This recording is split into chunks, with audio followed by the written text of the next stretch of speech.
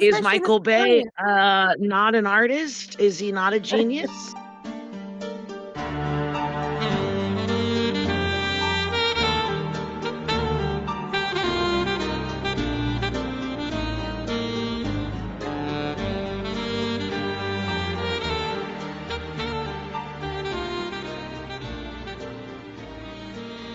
Hey, everybody, welcome to the 17th episode of our Agatha Christie reread. And today we're going to be discussing three-act tragedy, also known as Murder in Three Acts, that was originally published in 1934. Again, it was a very prolific year for Agatha Christie. My name is Bina007. I'm going to be your host today. I thought originally this was going to be a mini pod because it isn't one of the, the big, great Agatha Christie books. But I'm so delighted to be joined once again by Hannah. Hey, it's Wing Shadow on the Discord. And by Zander. Hello, the Lord Baron. Zander, this is the first time you've been reading this, and I feel I missold you because I know you love some Hercule Poirot. And I said, hey, this is a Poirot if you want to jump in on this mini pod. And it turns out, as I was reading it, I was like, oh no, this is the one where it's actually a Sattherthwaite and Poirot only kind of just comes in at the end. So how did you find it? What is your lemon cake rating? We'll try and do, listener, the first part of this spoiler free, and then we'll do spoilers after the end credits music. But in general, Zander, how did you find this? And are you still speaking to me? I mean, a little Poirot goes a long way, so that's still fine. He's still there at the end of the day, But no, I'm glad I did pick this one up and read it too, because this one, something about the way she writes is just it pulls me in pretty nicely, And again, I always have to forget that this was published in 34, but I really enjoyed it. No, this one might be my favorite so far. Oh wow! Oh, I'm really pleased you read it then. That's great. And it's going to be interesting, listener. We'll talk about it in the spoiler-filled section, but it's one of the rare novels that not only has a different title in the US to the UK, but also has a different ending. So we'll get into which of the endings each of us read. This was a reread for me. Hannah, did you get to listen to the radio? I know you love the radio play versions of these. Did you get to have a listen? Or... I realized I don't think I've ever gotten all the way through this one. I think I have always put it on and right as I'm going to bed and fallen asleep to it. I was like, I don't know if I know how this ends when I was listening to it, but quite enjoyable. And I don't think this one plays fair like the others do. I'm not sure that it's all there for you to solve. We'll definitely get into that. But, there's little criticisms here and there, but again, a solid one. I kind of like how it's not a Poirot one, but he's still there. Yeah, it's the best of both worlds because we have a new voice and detective, but you still have Poirot to solve the trickier bits with his trademark ingenuity. I like the fact there's no Hastings. So you don't get the meanest side of Poirot when Hastings isn't there. When we get into the spoiler part, I'll tell you what I really think. Okay, fine. Okay, so just a bit of preamble, listener, to give you a bit of context. In 1935, this novel became Christie's first novel to sell 10,000 copies in its first year. So she is definitely becoming a real mass market phenomenon. And there's a lot of continuity. We're now on our, what did I say? It was the 17th episode. She's building up a body of work, including lots of short stories that we aren't covering. And there are lots of references here to earlier stories. And I hope you'll find this, Zander, as you get through, you find you're in a kind of Christie-verse. And she does self-refer, which I think is quite fun. So you also, I think, feel that she's writing a lot of them or having the ideas brew at the same time and then kind of treats them in a slightly different way or works them out differently. So as with Why Didn't They Ask Evans, which we just covered, Sir Bartholomew runs a sanatorium that he builds in the grounds of his country house. So that seems to be a fashion. And I'm wondering how far the fact that after she had her fugue state, remember when she had the end of her unhappy first marriage and sort of disappeared for a week. After that, she had to go to a lot of psychiatrists, like court ordered, in order to retain the custody of her daughter. So I'm wondering if a lot of this commentary on sanatoriums is because of that. We get a reference to Sir Charles and Sattherthwaite returning on the Blue Train, Mystery of the Blue Train. We have Oliver Manders in this one running his car into a wall to be invited to a house, which is literally the exact same thing that happens in a prior novel, or the prior novel. And Mrs Rushbridger, if you read her symptoms, has all the symptoms Agatha had when she had her fugue state or whatever happened to her when she disappeared for a week. Anyway, and they mention the ABC Railway Guide, which is obviously going to be very important to the next one. So how do you guys feel about this? How do you guys feel about the fact that literally the book before, you have a sanitarium in the grounds of a country house and a character who kind of runs into a wall to be invited inside? Do you think it's a little bit lazy? Am I being too kind by saying, oh, maybe she has an idea and she just tries to kind of work out how to use it in different ways and plays with the idea in several consecutive novels? There's a couple of like recycled ideas that she has. She definitely does that. Yeah, I mean, I just thought it was so blatant to do it literally from the prior novel to this one. I know, like, there are a couple of novels that have a certain ending. We're going to get to one of them shortly, but they always have a few novels in between. And obviously, the more novels she writes, the harder it is, I guess, to find unusual ideas. But I thought this was really kind of blatant. And it just made me think, oh, maybe she wrote in her notebooks a certain idea and then, tried two different takes on the same thing. But it's pretty... I thought that was just like blatant. She was just like, fuck it, I'm cashing checks, like... Is Michael Bay not an artist? Is he not a genius? Right? Like... Listener, write in and tell us, is Michael Bay indeed a genius? I think he's a genius more than an artist, but that's another conversation. Yeah, maybe that's the case. But yeah, no, she definitely but maybe it's like comfort food too, in a way. Like if it ain't broke, don't fix it. And it's hard for me to speak on what the day-to-day life of people 100 years ago was. So maybe this was like something where if you departed too much, you'd kind of get shit on. Like now we want the variety, right? But maybe back then the audiences didn't. They wanted the formula. Yeah, maybe. Or maybe they really did. Maybe it was comforting to them. And I can imagine that being the case in a time where you got, other countries neighboring yours, annexing other countries neighboring yours, and you just came from a war, you're looking right down the barrel of another massive one. Maybe you want the similarities, maybe you want the predictability of it. I think that's true. I think Agatha Christie has always been comfort food. And there's something about playing in a sandbox where the walls are quite strictly defined, but then you can play with a different characters, a different set of clues, and you can have a certain type of very safe fun with it. I was just going to say, I think all in the same way, kind of how you were saying, she's kind of built up her own universe in her own novels. So maybe at certain points it's easier to keep it simplistic or a little bit repetitive just to not lose people along the way of telling different stories. Well, and if you're a woman back then who's decided to be an author, I think at a certain point, it's like the Bronte sisters get criticized, I think, really unfairly, because if you're a woman who's decided to do this profession, it's really typically not for a woman. You got to make paper. So if not everyone is, your next crowning jewel, I don't really think you care as much. And that is not to say that they don't have artistic integrity, but I think there's a difference between this is my baby and this is my 9 to 5 and I need to make money. Yeah, it's interesting. I mean, I think in a way there's nothing more invisible in society than a middle-aged woman. By this point, she's 45, but she is a very successful businesswoman. I mean, she's raking in the cash with serializations, with theatre adaptations.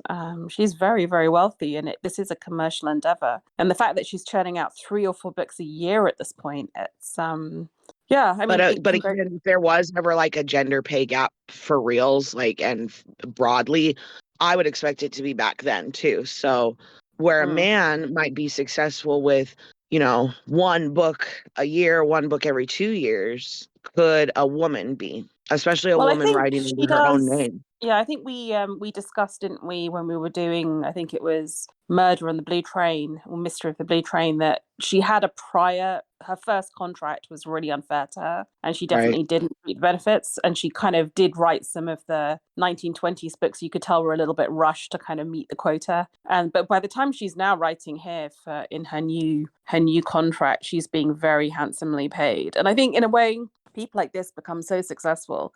Like think of J.K. Rowling or, authors who genuinely can just sell books off their name, they become almost a category of their own. They're almost beyond gender at that point because they're just so they're just a machine. They're so successful. It's a brand. Right. It's not even like a man or a woman at that point. I think it is interesting. The other thing to point out in this book for context is it's the first ever mention of council houses. And I was trying to think, do you guys have council houses in the United States? Do you know what we mean by that phrase? Yes and no.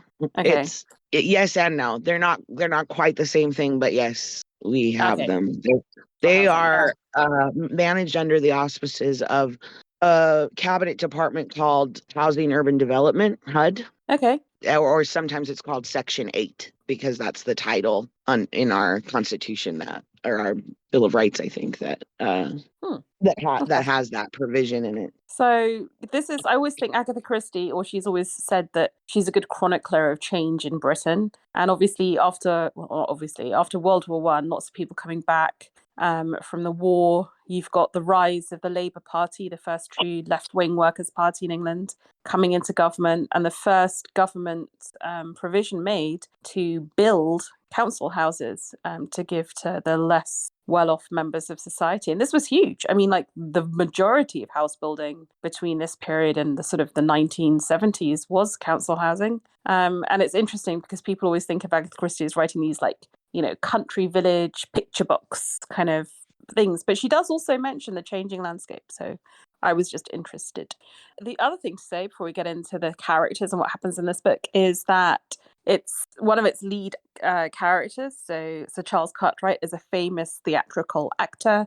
And Agatha Christie grew up going to the theatre, regional theatre, with her family. She loved theatre. By this point, she has had, her first novels put on stage very successfully. She's written standalone mysteries for the stage. So she loved the theatre. So the idea, I know that in a lot of her novels, we always say that when someone's an actor, they're always dodgy, but she does love actors and loves being around them. And you'd think in her real life at 45, she's probably hanging out with a lot of actors and with a lot of theatre people because of her plays being put on. So that probably makes sense. But anyway, to give a little bit of an intro, so we meet all the characters. We're in a beautiful seaside village, and there's a very beautiful house on a cliff. And the actor, Sir Charles Cartwright, who is now retired, still very good looking, is hosting a dinner party. And there's a whole bunch of people there, including minor local aristocracy, the local vicar and his wife, his best friend, Sir Bartholomew Strange, who's a psychiatrist. You've got Mrs Cynthia Dacres, who's a famous fashion designer, her husband, who's a horse racer. There's a playwright there, Miss Wills. There's lots of people, including Hercule Poirot. And at this dinner party, Sir Charles makes a whole bunch of martinis, I think, and hands around these cocktails to everyone. And one person, the Reverend Babbington, this old, lovely, kindly vicar, has a convulsion and just dies. And everyone thinks, oh, did he just have, a fit? This seems so weird. No one really thinks of it as murder because why would there be any reason for anyone to kill him? And so they all go about their business thereafter, except there is a second murder to come, which is very similar to the first, and alerts Sir Charles's friend, Mr Sattherthwaite, that maybe there's something to be investigated here. So Mr Sattherthwaite and Egg Littengore, a young woman, very much in the mould of Agatha Christie, bright young women, go off to investigate. Actually, Hercule Poirot isn't very involved in their investigations. They kind of run around collecting clues and investigating and talking to people and bringing back that information to Poirot, who, as ever, with little grey cells, sits and thinks and tries to come up with the solution. So that's the setup. Dinner party, cocktails served, one person dies. Is it murder? If so, why? And how was the poison introduced to the glass? So I think that's kind of the intro. Who's your favourite character of all the people presented without spoiling it? Zander. I really liked what was his name? He's kind of our POV most of the time. Sattherthwaite? Yeah, Sattherthwaite. Yes, it's a horrible name to pronounce as well, isn't it? Oh like yeah. A tongue twister. So I quite liked him. I don't know why. He was enjoyable to me. I also liked Egg. She was just a very fun character, and I feel like Agatha Christie had fun writing her. Yeah, I mean, Sattherthwaite, I think we're meant to like him because he is up here at POV. For the reader, Sattherthwaite is described as a dried-up little pipkin of a man, a patron of art and drama, a determined but pleasant snob, a man of considerable intelligence, and a very shrewd observer of people and things. He also has, this is classic Agatha Christie being politically incorrect, a womanish strain in his character, so that women confide in him but don't take him seriously. In other words, he's always friend zoned, but he is basically our investigator. And then Egg is Lady Mary Littengore, Egg has Hermione Littengore, quote, not beautiful but undeniably attractive, with abounding vitality. And she's really in that tradition of Christie heroines. I think you're right, Zander. Agatha Christie loves writing these characters.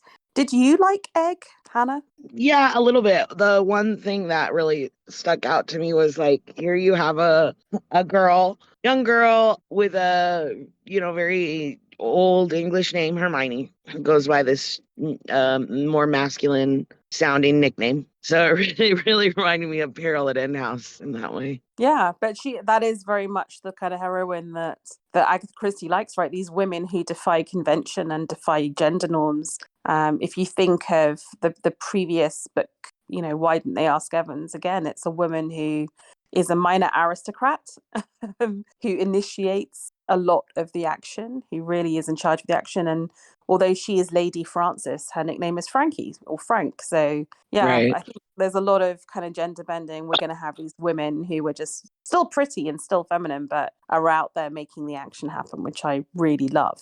So yeah, I only ask if you like her, and it's interesting, Zander, that you do, because I really like her too. But there's an amazing podcast called All About Agatha, or All About the Dame, and they did a really thorough reread of all the books. And when they got to this novel, the female podcaster, who sadly passed away in the midst of them doing this reread, it was really sad. She was very young and really amazing. She hated Egg. And apparently there are lots of people who don't like Egg and find her really arrogant and unpleasant and just pokes her nose in and don't like the fact that she's throwing herself at Sir Charles Cartwright. And I don't know, I just found that really surprising. I was just like, okay.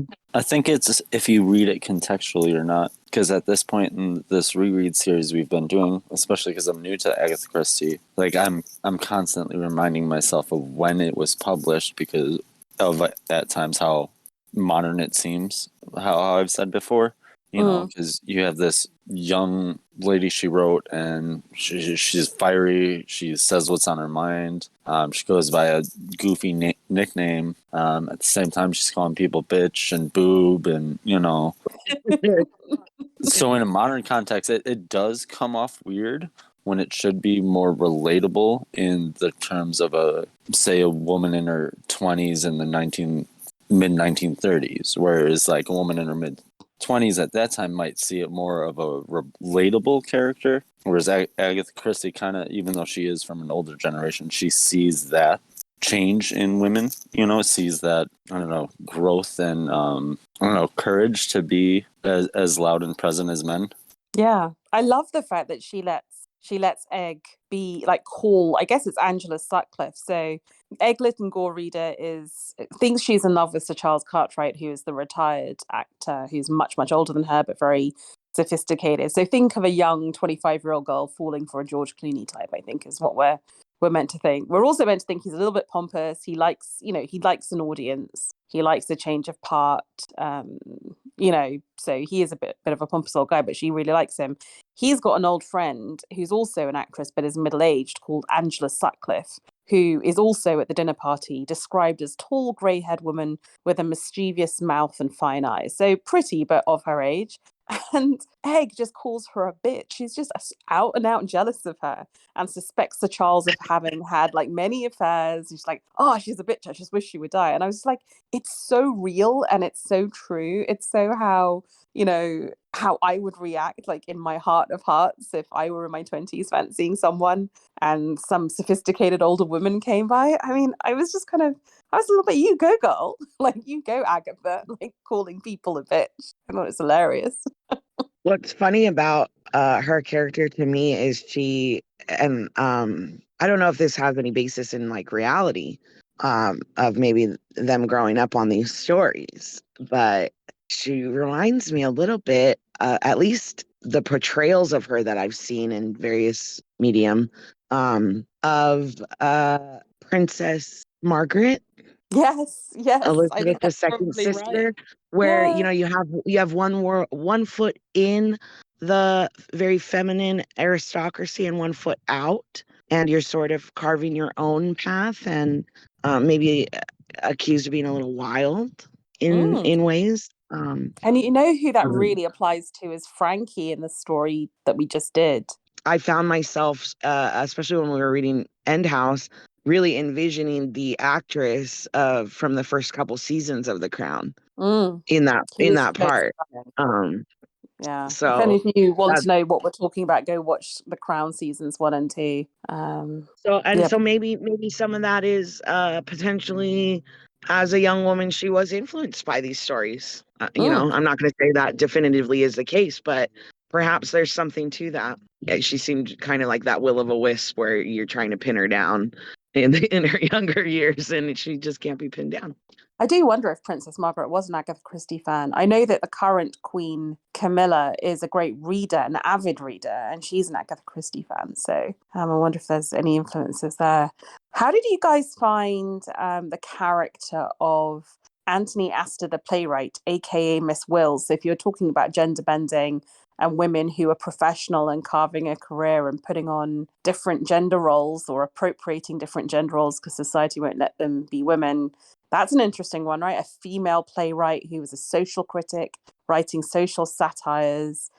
She's described really unflatteringly, tall and thin with a receding chin, dressed in exceedingly limp chiffon, looks like a, quote, inefficient nursery governess, but really intelligent and really observant and is very successful as a playwright, This was one of those things where I felt like Agatha Christie was giving the middle finger to her peers that aren't brave enough to publish under their own name. Exactly. Oh, really? I was thinking something similar. To me, it seemed like a dig at people who didn't have the balls to publish as a woman.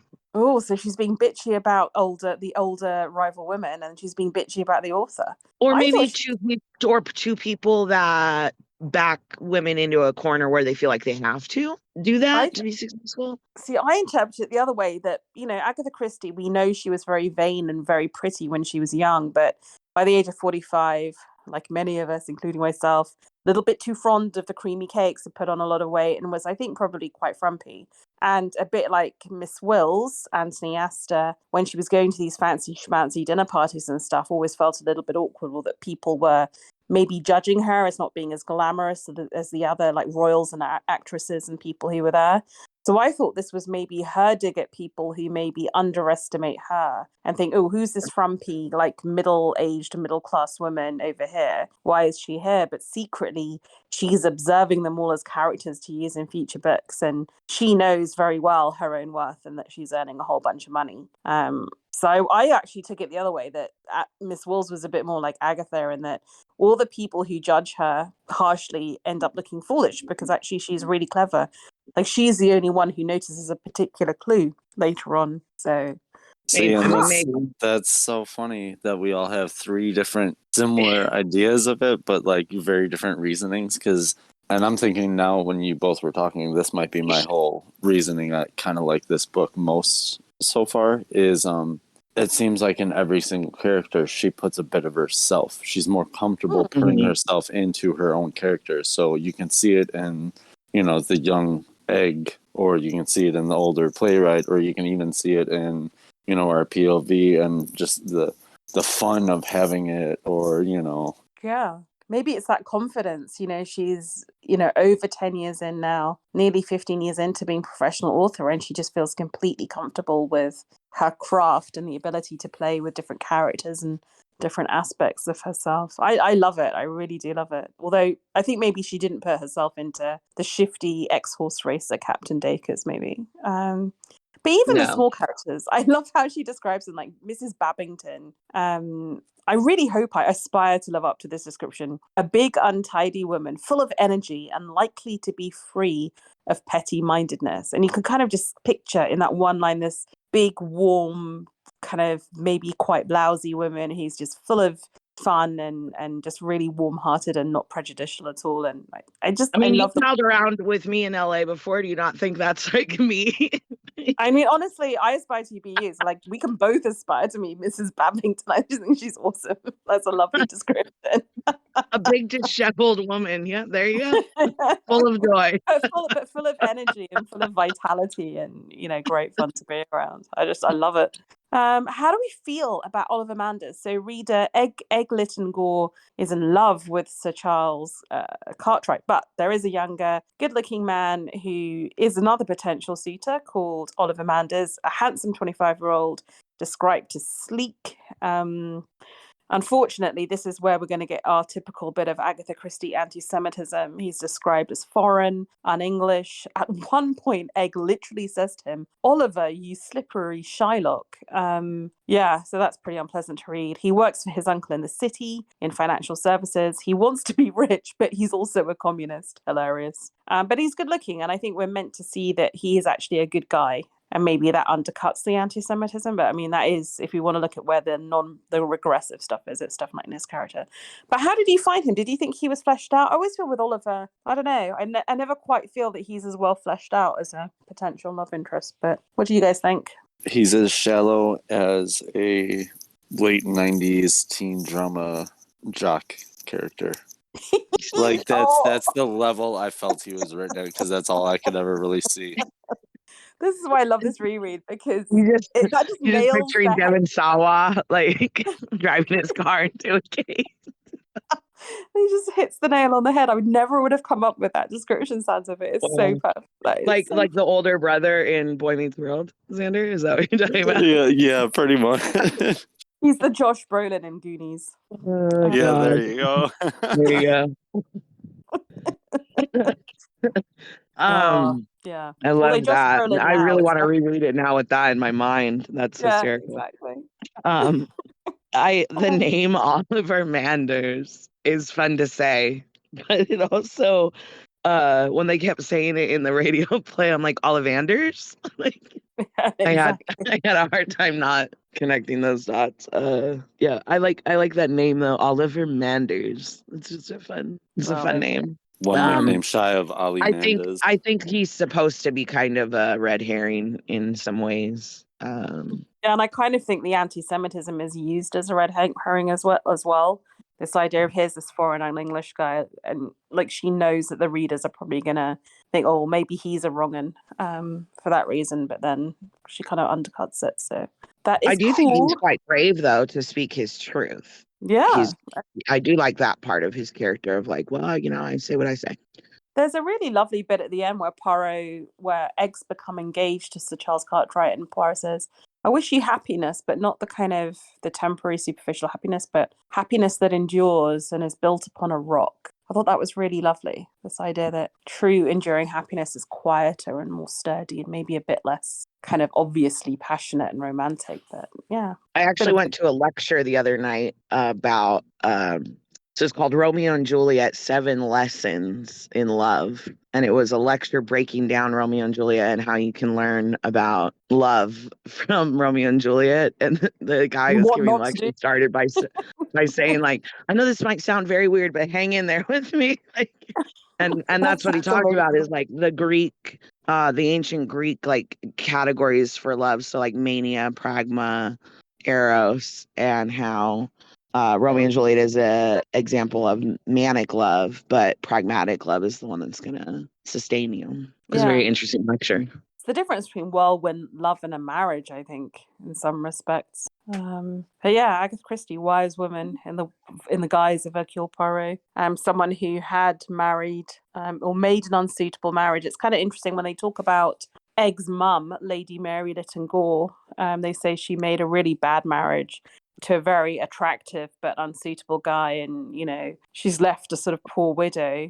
And I think that kind of really maybe sums up how Agatha Christie felt about her own first marriage. That she married this very handsome, reckless guy that the family didn't approve of, and it was miserable. And actually, she kind of learnt her lesson of that's not maybe how to contract a marriage. Anything else to say about the characters before I get into the reviews? I will say, extremely minor character, but the maid of Mulray, Miss Mulray. yes. Okay, so in the radio play, the actress is a genius. Just paints this very classic British housekeeper. She has kind of the like a Northumbrian accent, and it's a small but enduring performance. Can't remember the lady's name, but kudos Miss to her. Mulray, yeah. I'm sure I she's mean, not with us anymore, the actress, but she brilliant job, brilliant work, and it is very just warm, practical character that you get, you know. And I it's a always like great the servant characters in Christie's books are always like they remind me of us. They remind me of like here's the honest truth and you can trust them kind of thing. Like But she's another the example, isn't she, nanny. of the middle-aged woman who's kind of lost her looks if she ever had them, who's just totally overlooked. Like whenever you hear Sir Charles Cartwright or Sir Bartholomew Strange or Mr Sattherthwaite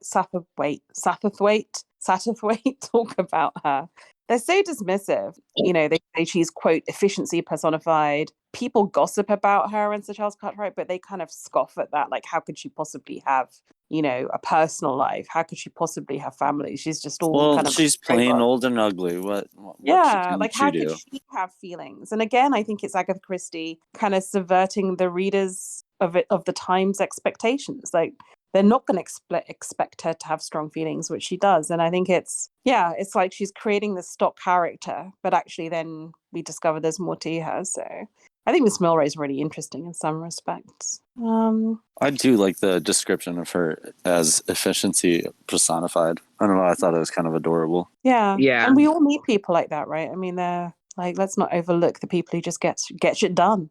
I think it's really funny though when she offers to have dinner with him because she was like, "You don't want 13 at dinner." Obviously, I'm not superstitious, but some people are ridiculous. So Right. just Well, see, and that's another beautiful part of Christie's writing is like that joke right there. Because, however, you know, he in his head thinks of it, he is like, "Oh," and she said it in such a way that she couldn't care less or whatever, you know. I don't know if this is quite the same when you read the book, but in the radio play, at the very beginning, there's this scene with I think it's either Sir Charles or Sattherthwaite and Poirot are sitting on the beach and they're having a conversation, and all through the background, it's before Poirot really gets involved in all this. So the cleric has died, and they're now out and abroad, sitting on the beach, and in the background, throughout this whole conversation, there's this little boy going, "Mummy, come play with me, Mummy." And I swear to God, the first time I read this, and even this time, I was like, "Oh shit, man!" Like that mom is dead. Like, and that little boy, like she's laying there, and it looks like she's sunbathing. We're gonna find out she's dead, and it's gonna be like, you know, like murder really is following Poirot around. Like I thought it was gonna take a real dark turn for a minute. That's so Like, that's fucked up, and then it's just Poirot reflecting on where he's at in life, and I'm like, oh, thank God, thank Jesus. I love it. It's really creepy in the radio play, though. There's so much tension right there, like very suspense thriller level, like until it moves on. You're just like, oh fuck. Well, I'm happy to say this book was very well received. Actually, I don't know if I think I was kind of like, I didn't have strong memories of this at all. I'd completely forgotten who did it. But I really enjoyed reading it. At the time, people really loved it. The Times Literary Supplement review. Very few readers will guess the murderer before Hercule Poirot reveals the secret. New York Times Book Review. Most unusual, if not positively unique in the annals of crime. The motive of the murder, which I kind of agree, actually. I'm not sure I've ever read a crime with this particular motive. Let's see, what else is there? In The Guardian, Millwood Kennedy, whoever that is, says, The mechanics of the story are ingenious and plausible. The characters are lifelike and lively. Poirot does not take the stage very often, but when he does, he's in great form. I agree. And then Robert Bernard, who's a contemporary reviewer, says, the social mix here is more artistic and sophisticated than is usual in Christie. Don't know if I agree with that, but anyway. So people like it, so that's cool. There are adaptations. Hannah's already talked about the radio play. There are 2 televisual ones, both of which are really good, actually. So there's a 1986 television film, which is called Murder in 3 Acts. And if you just Google that, plus Peter Ustinov, you will find it. It is an all-star cast. So you can watch it on YouTube, full length, an hour and a half. It has Peter Ustinov as Poirot. It has Tony Curtis as Sir Charles Cartwright, which is amazing. And Wow. Emma Sams. So if any of you are Dynasty fans, Fallon Carrington plays Egg Lytton Gore, which will probably hint that this is not set in 1934 England. It's all Americans, and it's set in Acapulco. So there must have been some kind of crazy tax break. Sattherthwaite isn't in it and is replaced by Hastings, which is a bit of a shame. But yeah, Tony Curtis is a sort of retired movie star, and it's all set in Los Angeles and Acapulco. It's actually really fun. Like it's a bit nuts. And there's the character of Oliver Mandas becomes a Mexican actor. He's very good looking and looks like a character out of Miami Vice. It's just really funny. And then there's a David Suchet adaptation in the Agatha Christie's Poirot series, which is available on ITVX in the UK. I'm guessing you can get it on BritBox in the US. Stars Martin Shaw as Sir Charles Cartwright, Art Malik as Sir Bartholomew Strange. It's a really, really beautifully directed. The house they pick in Cornwall is so perfect. It's very faithful to the book. Sattherthwaite, again, isn't in it, so Poirot does all the detecting, which is a bit of a shame. But basically, it's very faithful. We watched both of them on the same day, which was a bit weird. Philip and I, we really, really enjoyed them. So I would say they're different enough that it was possible to watch them both on the same day. But, you know, if you want to see Agatha Christie and Acapulco, this is your chance. Are we doing spoilers yet? We are now going to do spoilers. So, listener, we hope you really enjoyed and are tempted maybe to pick up Murder in 3 Acts or 3-Act Tragedy. I think you'll figure out that we all 3 of us, by the sounds of it, really enjoyed it. I'm so glad you did, Zander, in particular. We're going to leave things there for now. You can tune in next time if you want to for Death in the Clouds, aka Death in the Air, which will either be a mini pod or maybe a full pod, depending on if anyone else wants to pick it up and read along with me. And then after that, we've got a big one. We've got the ABC Murders. So we hope you really enjoyed that and are tempted to read. If you have already read the book and want to hear what we think about the ending, stay tuned after the end credits music.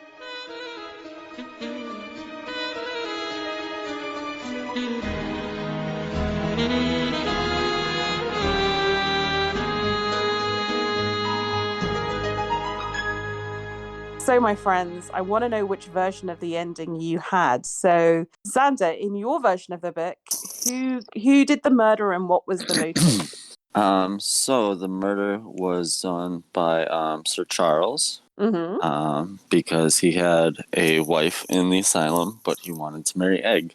Oh, okay. Same. So we have the same murder then. Yeah, but Yeah. So I think the difference between the endings, because I was trying to look it up because it didn't seem that big to me, but in my edition, Mr. Sattherthwaite says he'll escape. Poirot shook his head. He says no, he will only choose his exit, the slow one before the eyes of the world, or the quick one off stage. That's what the he last. says. Yeah, that's all you see. Where I guess in the American published version, which I'm guessing is they're referring to like the 1935 first edition one, is Poirot says that the cops and detectives are outside to take him away, and not the suicide suggestion. In the end of the radio play, Sattherthwaite responds by saying, "Gosh, like if the poison was out for anyone to take, you know, it could have been me, God forbid." And Poirot is like, "You're forgetting a way worse scenario." And Sattherthwaite goes, "What's that?" And Poirot goes, "It could have been me." And that's how it ends. I know. Oh yeah. That was the last line of mine as well. But it's such a brilliant line. And it's so Poirot, and that's why I love the man. So Poirot. I love him so much. And it's wonderful seeing how it's acted in both. Like in the David Suchet one, does it completely like straight. But Peter Ustinov just does it for last. It's just so brilliant. I would really urge you to watch it. It's just I love Poirot so much. Right, I'm just reading online. Let's see. Here on this bit of online collectingchristie.com, this novel's difference occurs in the last chapter and focuses on the motive of the killer. Christie's original math manuscript was used in the UK version, which is generally viewed as a more plausible reason for the criminal. However, Dodmead, the US publisher, actually published the book first, but asked Christie to revise the motive for the US audience because of differences between the laws of the two countries. This variance is preserved in future US versions too. Oh, that's weird. So why does he want to get rid of the wife in your version? In our version, it's because she's in an asylum. And in England, you cannot divorce someone who is in an asylum or who is in prison. So why can he not divorce his wife in your version? That was the version I had, they were in the asylum. Huh. I feel we need to know. Okay, so I imagine there is a version though where here in America, because we have a separation between church and state. You can divorce someone for alienation of affection, and there's a lot of different circumstances where you could sue for a divorce without the second party's consent.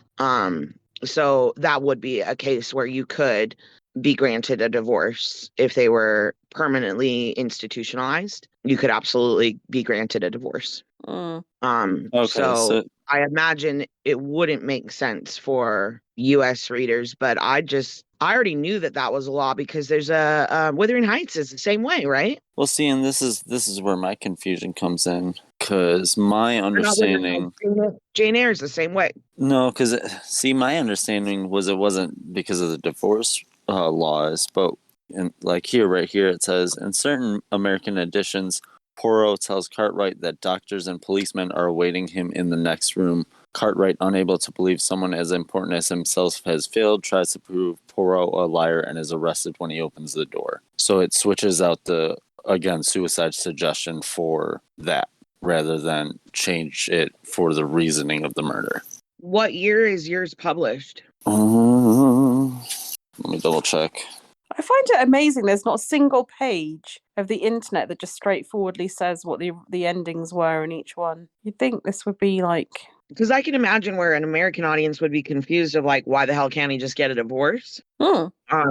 Well, because mine is... Again, if you've read Jane Eyre, then you know that that's a thing in Britain, is how I took it. So mine, I can't find the publishing date, but it was published probably in the last 20 or so years. And funnily enough, the publishing company doesn't exist anymore. They're now HarperCollins. But it looks like it is just verbatim the 1934 three-act tragedy original publishing. Well, that's funny because HarperCollins is the publisher of the radio play version. Interesting. Those were done in the 50s, 60s. So maybe you've got a version where they go back to it because it's not such a big deal anymore. Or you could do a quick Google search and be like, oh, that's a law in England if you're confused. But maybe back in the 30s, they were worried that the American audience would be like, well, what the damn hell? Interesting. Well, anyway, I'm going to do some research between now and Murder in the Clouds. So, listener, we will come back to you on what the actual original US one was, because I think we're all three of us probably in the same one, and there is a different one which apparently didn't make as much sense, but we will report back because something Google failed. Maybe I need to get on to Bing and chatbot AI and just ask. Okay. We'll put on our Hercule Poirot mustaches and figure this out. Yeah, exactly. Because, now I need to know. I just need to know. Everyone just keeps saying, every single article I click on says, yes, there are differences, but then doesn't really say what they are. It's very frustrating. It's there's an original meme on the internet. Anyway, so how did you find the ending? Hannah, you said that you thought it didn't play fair. What is the issue here? Well, I think that, I guess if you are really, really reading between lines, sure, you could be like, oh, it's a secret wife. But I don't think that there's any straight up evidence where it's oh, it's a secret wife. At least in Peril in Endenhouse, there's the cocaine things in the mix, which is another parallel between these two is the chocolates, the poison chocolates. So she went back to that well pretty quick. Yeah, I don't think that you're oh, it's a secret wife.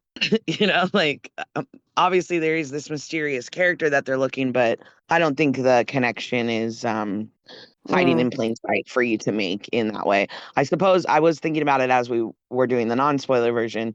I was like, I do suppose it plays fair in the sense the title kind of tells you 3-act tragedy, theater, actor, like there's not too many dots to connect there. So I suppose Yeah. that part of it does play fair. But I yeah, mean, also, I you could don't probably think that it's argue. like, oh, this chick that they're looking for is obviously homeboy's wife and she's in a sanatorium and he can't get a divorce and that's why he wants to murder a bunch of people. I don't know Yeah. if it's all, I'd say like Shutter Island kind of thing. Like, I don't think the first time watching that movie, anyone's like, oh, he's just having a fugue episode and it's all in his mind. I don't think you do that the first time around until they want you to When I got to see the it. end, I did sort of think, wouldn't it have been easier just to murder the wife? Like, just put the nicotine into her cup of tea. No friggin' Or kidding. I don't stop think giving her anyone would ask any medicine or whatever. questions. Yeah, that's so If the bizarre. man who owned the sanatorium like was the only person who knew, like, I don't know, falsify documents, get rid of or something. You could have hired like anybody. You could have done your whole butler routine there, like some mysterious relation from abroad comes and visit her and then she's dead. Like, I don't know that there would have been a lot of questions asked. So it seems, and then the motive for the first murder just being a dress rehearsal is so cold and cruel. I love that. It's smart. I'm not gonna lie, but it's so like inhumane. Is this the most psychopathic murder we've had so far? I think It's definitely the most clinical. Yeah. Well, and I don't want to. I have something to say about it, but I don't want to say until we're a little farther into the reread. There's a I know comparison exactly what you to want to another say. book Yeah. coming up, and I don't want to say for I know. Xander's ears. So, and I'm glad you know what I'm talking about already. That's brilliant. I think you know who the murderer is by page 5. Because by this point, when you've read 17 Agatha Christie novels, you know that if someone is an actor, they're a shady motherfucker. She doesn't like actors. She thinks they lie. She thinks they can do disguises and stuff. So therefore, the fact that he's going to become a butler and have introduced the poison isn't surprising. Well, I was going to say, I think maybe coming off the heels of End House for me, I was a little too focused on Hermione. Ah, okay. Well, I mean, I think that's part of it too, because I mean, in the first opening, 2 paragraphs, she's already saying how he's constantly playing characters, and what character is he playing today, and then you introduce Hermione, and then your attention is focused on her. Yeah. Well, also we know too, like murders insinuate themselves in the crimes, and Hermione does. So again, I think I was still like a little Nick shocked and focused on her more than I should have been on Charles. Like they were my 3 prime suspects, obviously, but So who did you think did it, Zander, when you were reading? Okay, so let me say this: I am horrible at mystery novels and whodunits because I get swept away like all the characters, and that's obviously the point. Whereas, like, if you give me just Poirot's notes and I sat there and I read all his notes, I'd figure it out the same way he would. But being swept away with, all the talking heads, all the different scenarios going on, because this is 250-page novel, not even. So it's not even long, but, she does she's very good at pushing your head to look the other way. Even when she uses red herrings, like in here, she doesn't use it as a red herring. She uses the red herring to push your attention away from the actual red herring. I don't know if that makes sense. But just getting swept up in it. So I'm bad in the moment trying to figure it out. But then when it's all laid out, I'm like, okay, yeah, that's okay. Yeah, I get that. Yeah, I don't really read them to detect. I mean, partly because I've already read them. I don't really read them to detect, but I do like to, once I know it, to go back and figure out if it made sense. I just read them more for the characters, I think, and more for the fun of the kind of the settings. And absolutely, I just want to. That's what I'm here for. I'm here for Poirot just being witty, and I'm here for those one-liners when he's just really arrogant, and I'm here for just seeing these amazing female characters that we get that are so so so ballsy, basically. And I'm just here for some of the wry social commentary. And I love that there are ones where it is more of a puzzle box, like Murder on the Orient Express, where I do love the intricacies of how it's worked out. Actually, it's worth pointing out here that this is another one where people always used to praise Agatha Christie because she was a pharmacist for knowing how poisons worked. And this is another one where you really have to know how nicotine poison works, I guess. Like how poisoning is good. It's on point. So yeah. Anything else you guys want to say about this book? Yeah, he mentions here, I've only failed once before in Belgium before the war. Do we ever find out what the hell he's talking about? Don't know. Can't remember. Right. Maybe as we go further on. Actually, this is interesting, right? Because although he's not in it, we learn a bit more about him. Like, it's really heartbreaking. We learn that he grew up in a really poor family and there were loads of kids, and he kind of went into the police force to sort of try and make something of himself, and that the wealth that he now finds himself in is actually quite alien to him. I thought that was only a few lines, but quite touching as a bit of backstory. I wonder if that was maybe her planting the seed of him having like a Moriarty to his Holmes, you know? Ooh. The one that got away, but then maybe she never flushed that out. Well, you could argue that she sort of does in Curtain, but it's not related to this, obviously. Yeah, maybe that's it. But I've never read Curtain. That's his last one, right? Yeah. Ooh. Oh Yeah. my God. Okay, you are both in for such a treat. In general, I do not view Agatha Christie novels as remotely scary, even though death is everywhere. And I can't really cope with horror as a genre in general. But that novel to this day gives me the creeps. I mean, it'll give me nightmares. I find it so horrifying. So y'all are in for a treat. Ooh. I think once you've read it, it may well become one of your all-time favorites, Hannah. Because just knowing the ones you like and the characteristics of them. Ooh, how did I miss that then? Yeah, it's pretty iconic, I have to say. Nice. Yeah, now I'm excited. Yeah, but it's going to take us about 10 years to get to that, right? That's okay. I'm in for it. I'm here for it. The three of us are here for the long run. It's not like Yeah. we've been scared away yet. Exactly. Yeah, the only thing that could possibly make us put this down would be if we get Winds of Winter, which I don't think is likely to happen anytime soon. So I think we do have 10 put years. this down if we got Winds of Winter. The same. Cool. Okay, so the next book is Death in the Clouds, aka Death in the Air. That was published in 1935. A closed mystery set in an aeroplane rather than a train. Rise of plane travel. Shows you that she's living large now because she can afford to go on planes. I mean, that must have been so unusual and so beyond luxurious at the time. Can you imagine? It is a Poirot and Inspector Jack mystery, Zander. I'm not sure if that tempts you in. It is normally seen as minor, but I don't know. I kind of don't particularly... I remember this and I remember the ending. I don't think of it as particularly ingenious, but it is Poirot. It's Poirot all the way through. So. Well, I've never read this one. Single space, I'm in. Is this gonna be like get these motherfucking clues off this motherfucking plane, kind of? Alrighty. Well, looks like we will be reconvening with Murder in the Death in the Cloud story. And actually, Hannah, I'm actually going to listen to the radio play this time. I haven't listened to any of them yet, but this one only has one TV adaptation. So I'm going to do the TV adaptation and also listen to the radio play for a bit of variety. So there we go. Yeah. Thanks for dialing in. I feel we're the kind of the Christie Musketeers, and it gives me joy. I like it. We don't often have small group ones that still feel big, and I've been enjoying this one because it's not that I wouldn't welcome more people, but sometimes it gets chaotic, and that can be its own bit of fun. But this has been really nice and mellow. But feels almost back to the roots. Yeah. Already have a lovely, lovely rest of the week and weekend, boys and girls. I love you all both very, very much indeed.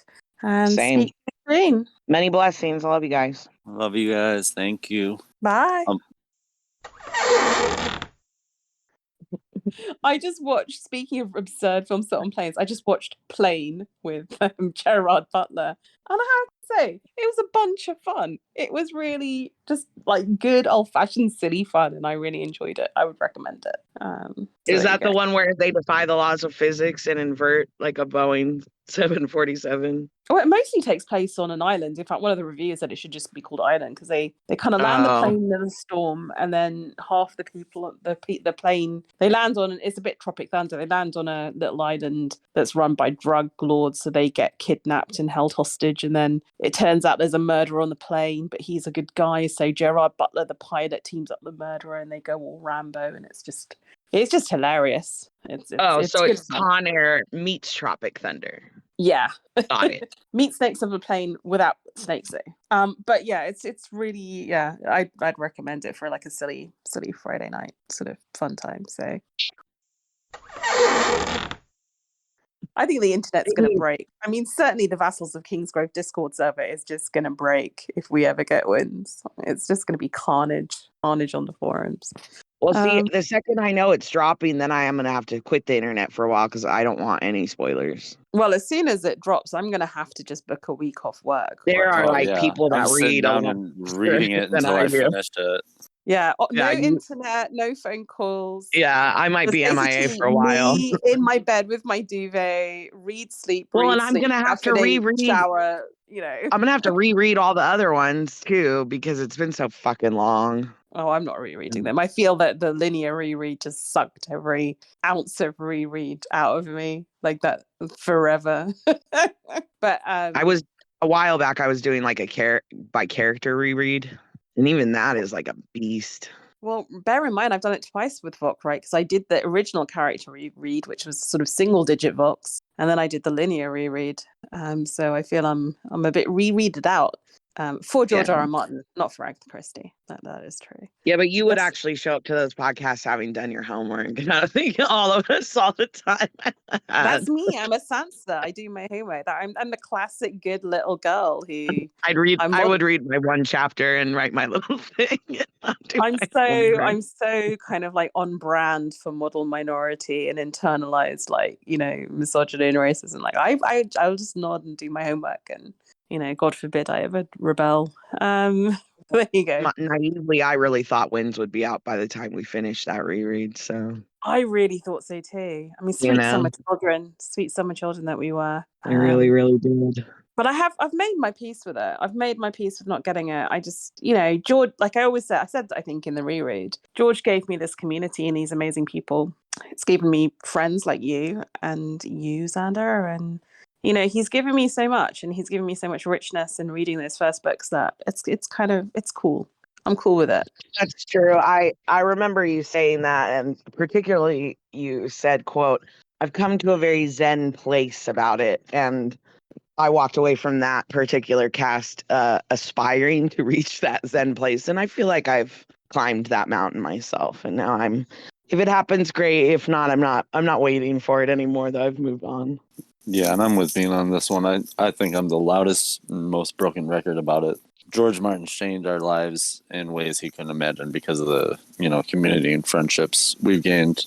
My life wouldn't be the same, without you people. Hell, I wouldn't even be here reading Agatha Christie. I never read Agatha Christie, but now I am, and I'm enjoying it. I love that. Oh, there's so much that I wouldn't have read or experienced, or TV shows or books that you'll recommend that I just wouldn't have heard of, or that would be outside my comfort zone, so I probably wouldn't have done, but were so rewarding and like more fundamentally even than that, just attitudes or ways of looking at things. Like I've said to you all before, that the way in which members of this community reacted to things within the reread around sort of issues around consent and sexual politics really opened my eyes and made me reconsider my opinions. And I think I'm a much more thoughtful person about some things because of having those ideas debated in a really safe space. But, in a challenging but safe space, which is kind of the best of both worlds, I guess. So thank you, George. I just wish he'd fess up. I wish he'd just say, you're not going to get it. It's cool. Be happy with what you and then we'd all just like move on with our lives. I think it's the kind of that like 1% tease that it might just happen. I almost feel like if he did come out publicly and was like, it's over, it's done, I'm not doing it, he might actually, you know, a couple months later be like, I'm fucking doing this. You know what I mean? Like if he didn't, he's like, wait, no, I lied. I finished, you guys. You know what I mean? And the pressure was off. He might have that inspiration suddenly and actually be able to finish it. So. But yeah, I do stand by the fact that I think if we do get it, he's writing Spring at the same time, and they'll come out in quick succession is what I think. So.